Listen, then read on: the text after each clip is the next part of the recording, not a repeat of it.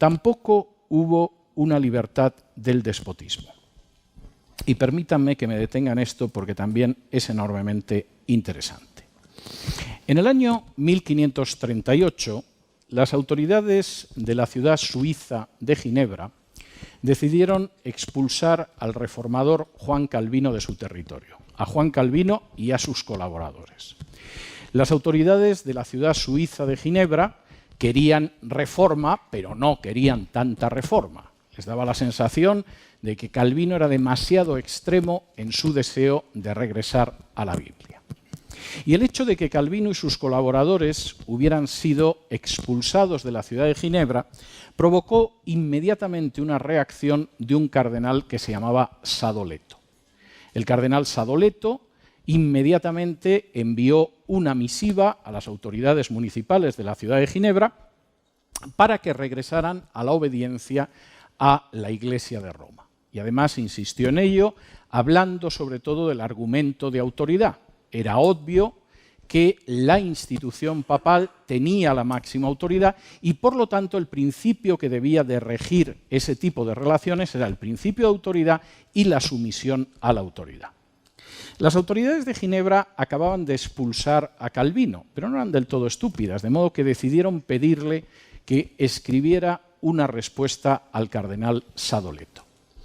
Calvino se puso a escribir la respuesta al cardenal Sadoleto, le empleó tan solo 6 días y lo que surgió fue un opúsculo, un librito, que forma parte de los textos más interesantes de la Reforma. No me voy a poner a hablar de la carta al cardenal Sadoleto, porque sé los minutos que tengo, pero sí quiero pararme en un aspecto.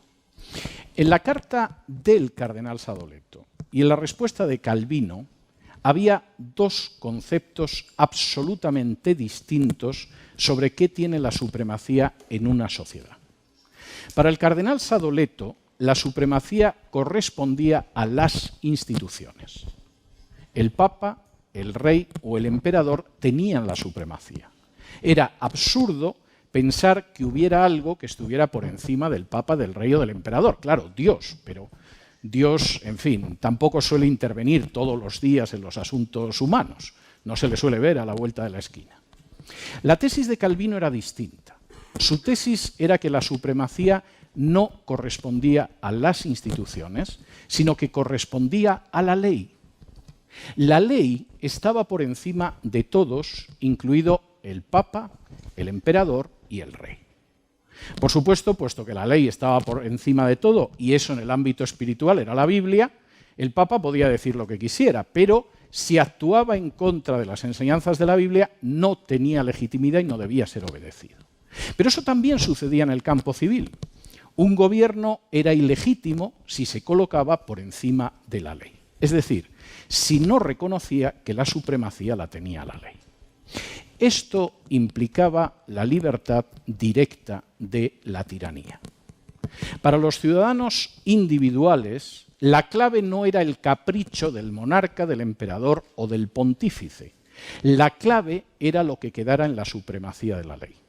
Y posiblemente uno de los elementos más tristes en la historia de nuestros países, el suyo y el mío, es que hace 500 años el virrey de turno de entrada no ejercía la supremacía de la ley.